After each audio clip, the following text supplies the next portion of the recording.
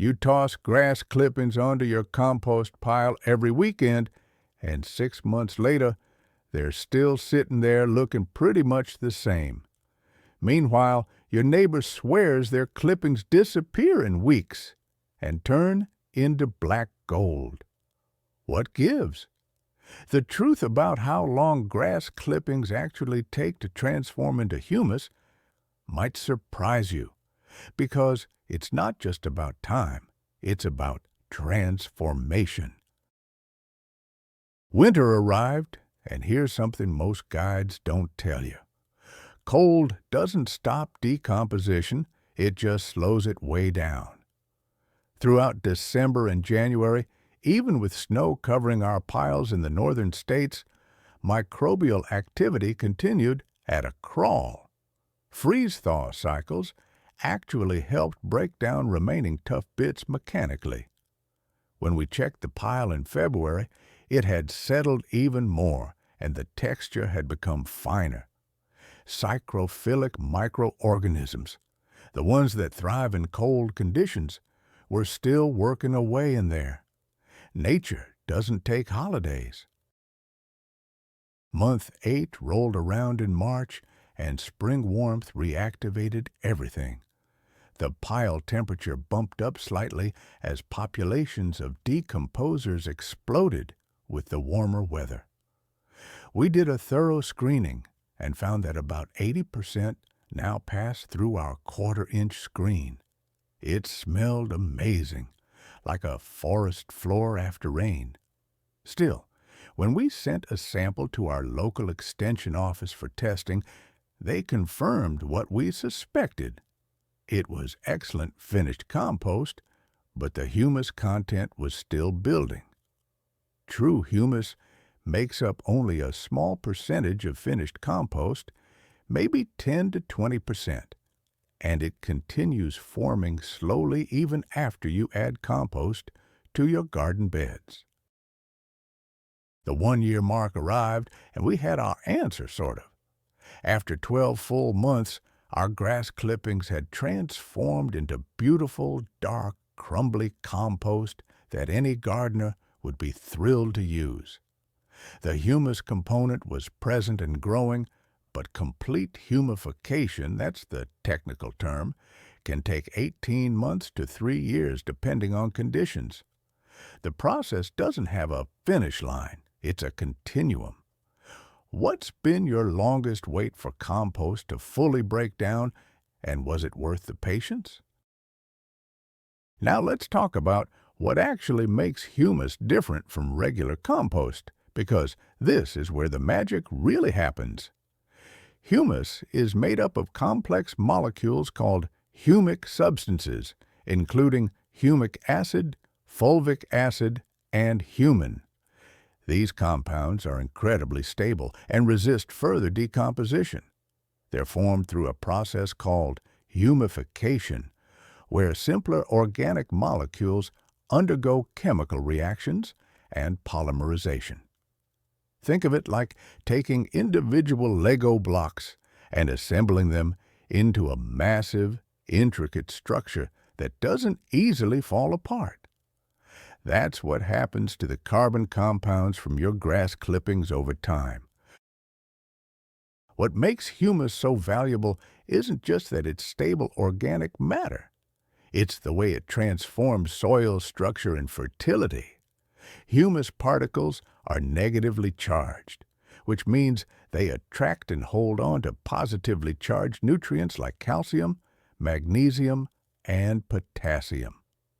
This is called cation exchange capacity, and it's basically your soil's ability to act like a nutrient savings account rather than letting everything wash away with the next rain. Soils high in humus can hold up to 90% of their weight in water, which is why gardens with humus-rich soil sail through dry spells while others wilt. During our tracking experiment, we also tested what happens when you shortcut the process. Some gardeners spread fresh grass clippings directly on garden beds as mulch, skipping composting entirely. We tried this too, laying down a 2-inch layer around our pepper plants and squash. Within days, we noticed the clippings forming a mat that repelled water rather than letting it through. Worse, as they decomposed in place, they temporarily tied up nitrogen from the soil, causing our pepper leaves to yellow slightly. This is called nitrogen immobilization, and it happens because decomposer organisms need nitrogen for their own growth, so they pull it from the surrounding soil. After about 3 weeks, the clippings had broken down enough that nitrogen was released back, and the plants recovered beautifully with even deeper green foliage than before. Here's a technique we discovered that speeds up the whole process considerably. If you mow your lawn with a mulching mower and leave the clippings right there on the turf, they break down in 7 to 14 days, not months. Why? Because they're in thin layers with maximum surface area exposed to air and soil organisms. The grass blades are short, maybe half an inch to an inch long, and they settle down into the existing turf where billions of soil organisms get to work immediately. This is grass cycling, and it's honestly one of the smartest things you can do for your lawn. Those clippings deliver about 25% of your lawn's nitrogen needs over a season. You're basically fertilizing for free. But we wanted to know about accelerating compost piles, too. We started a 4th pile in late spring using a different approach. Every time we added grass clippings, we mixed them with an equal volume of shredded leaves we'd saved from fall, added a shovelful of finished compost as an inoculant, and made sure the moisture level felt like a wrung-out sponge. We turned this pile every 5 days instead of every 2 weeks. The difference was remarkable. By month 4, this accelerated pile looked as mature as our year-old standard pile. The key was constant aeration and perfect moisture, which kept decomposition in high gear continuously. Temperature matters more than most people realize. The ideal range for fast composting is between 130 and 150 degrees Fahrenheit during the active phase, then 60 to 70 degrees during the curing phase. In southern states like Georgia or Louisiana, summer heat can actually slow things down if piles dry out too fast. Gardeners there often have better luck composting during fall and spring when temperatures are moderate. Up north, in places like Montana or Maine, the short growing season means your hot composting window is compressed, but you can still achieve great results by insulating piles with straw bales or locating them in a sunny spot protected from wind. We also discovered that particle size is absolutely critical. When we ran grass clippings through a shredder before composting, the same amount of material broke down 30% faster. Smaller pieces mean more surface area for microorganisms to colonize and more edges for enzymes to attack. If you're serious about making compost quickly, investing in a chipper shredder pays for itself in speed alone. What tricks have you discovered that help your compost pile decompose faster than expected? Before we dive into the science and the timeline we tracked over an entire year, hit that subscribe button and turn on notifications so you never miss another episode where we break down the real gardening truths. Hey there, garden friends.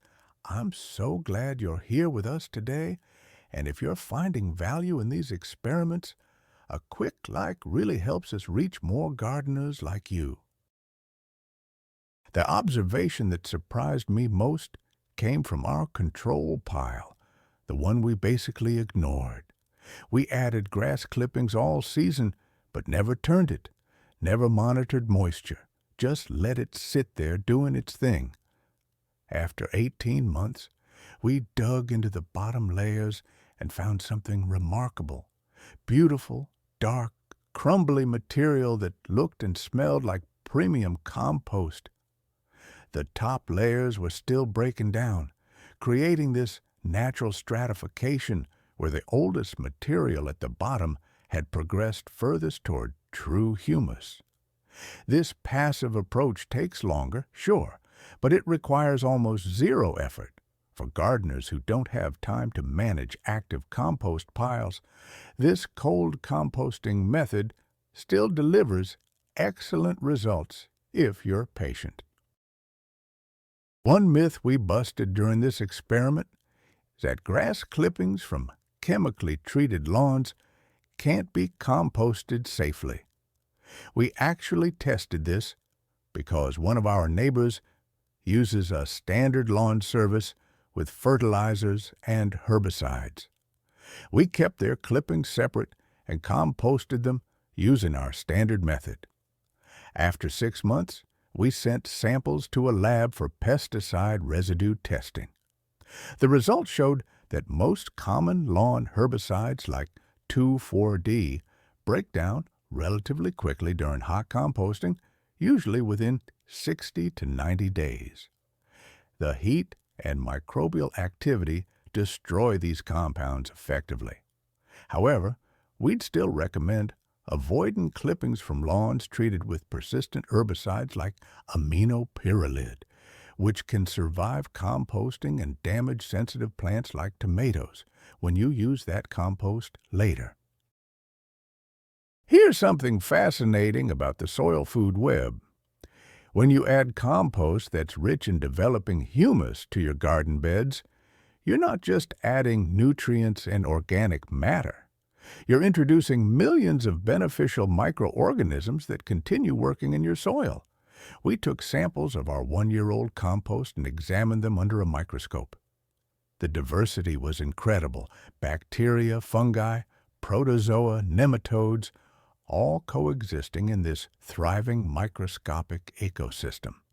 When this goes into your garden soil, it inoculates and revitalizes the native soil biology. Gardens with active soil food webs have fewer pest and disease problems because beneficial organisms outcompete or prey on the troublemakers. We also tracked how different grass types affected decomposition speed. We had clippings from Kentucky bluegrass, tall fescue, and Bermuda grass, since our test garden spanned different regions.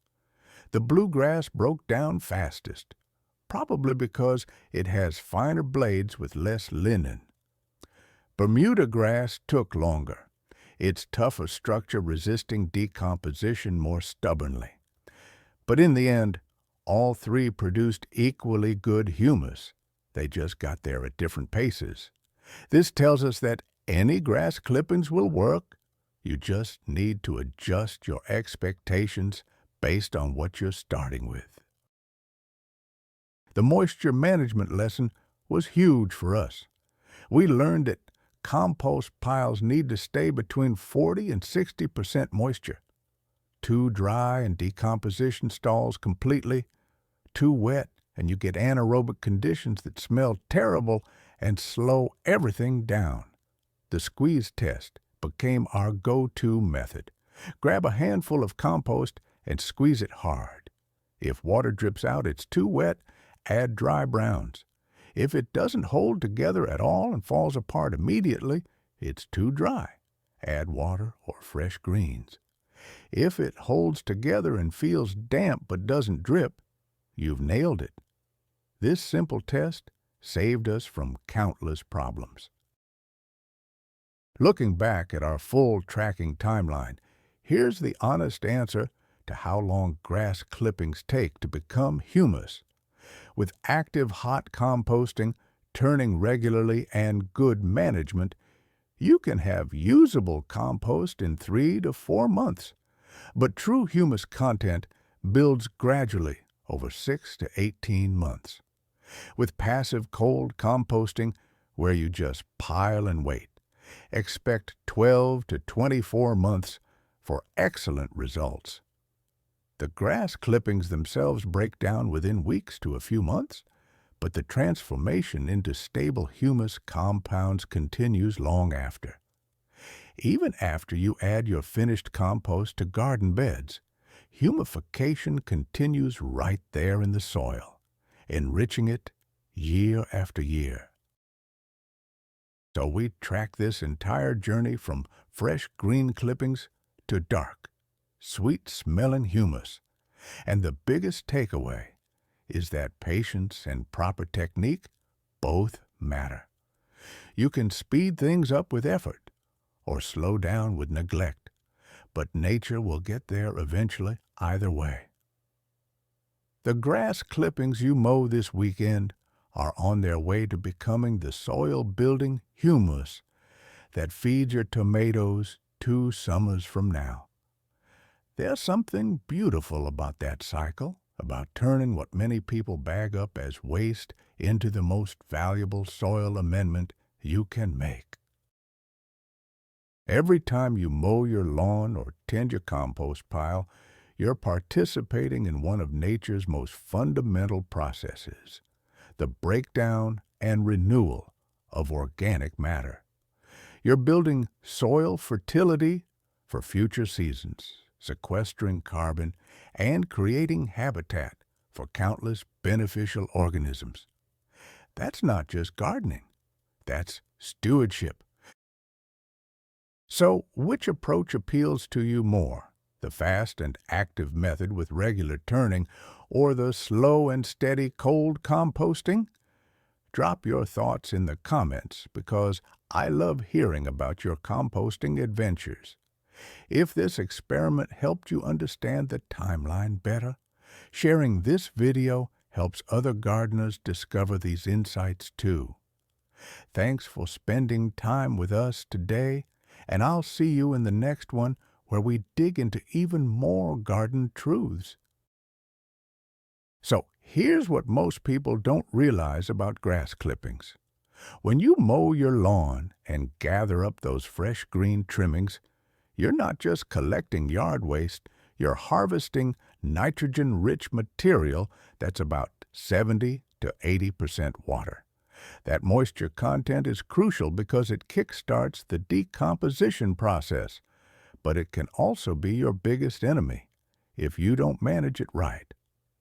We started our tracking experiment last April when the spring growth was at its peak across the Midwest, and we set up 3 different piles to see how conditions affected the timeline.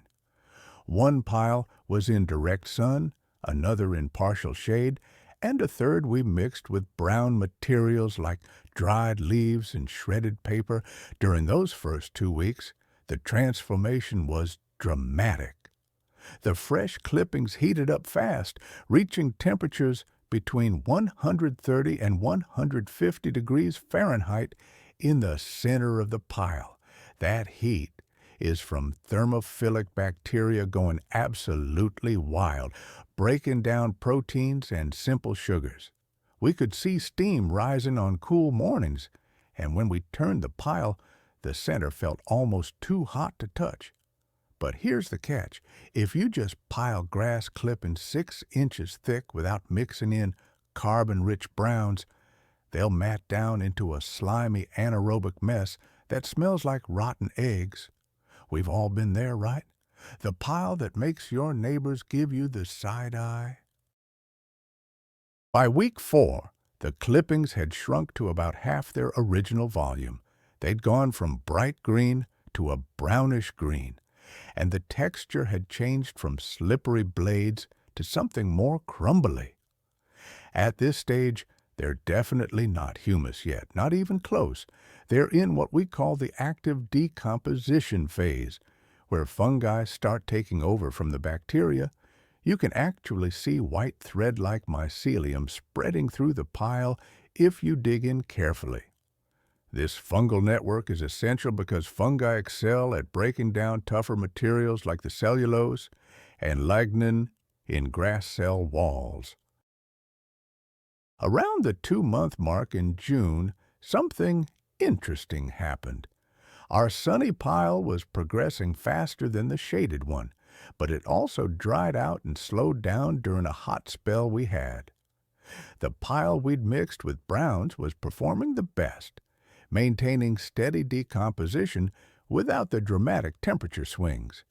This taught us that balanced carbon to nitrogen ratios matter more than any single factor. Grass clippings are considered green material with a carbon to nitrogen ratio of about 20 to 1, while dried leaves are brown material at around 50 to 1. When you mix them roughly equal by volume, you hit that sweet spot around 30 to 1 that decomposers love. Have you noticed different decomposition speeds in your own compost pile depending on what you add? By midsummer, around month 3, we were entering what I call the patience phase. The rapid breakdown had slowed considerably, and what remained looked like dark, partially decomposed plant matter. You could still identify some grass blade shapes, but they crumbled easily when squeezed. The temperature had dropped to ambient levels, meaning the hot composting phase was over. Now the cooler, slower decomposers were taking over, including earthworms, springtails, and countless microscopic organisms we couldn't even see. We added kitchen scraps to keep things interesting, coffee grounds and vegetable peelings, and turned the pile every 2 weeks to introduce oxygen. Here's where many gardeners make a critical mistake. They see dark material and think it's finished compost, ready to spread on their tomato beds. But there's a huge difference between partially decomposed organic matter and true humus. Humus is the final stage, the stable form of organic matter that can persist in soil for years or even decades. It's what gives healthy soil that rich, almost sweet, earthy smell, and that crumbly texture that holds moisture while still draining well.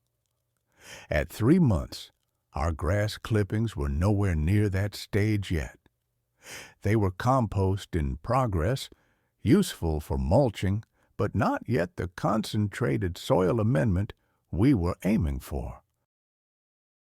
The late summer heat in August brought another surprise. The pile that had been moving along steadily suddenly attracted every fly in the neighborhood.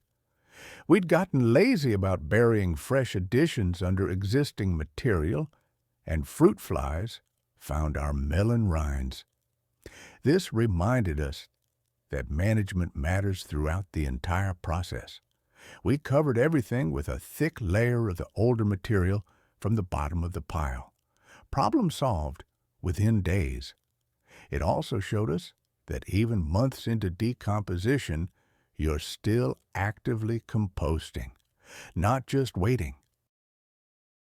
By month 5 in September, as temperatures started dropping across much of the country, decomposition slowed naturally.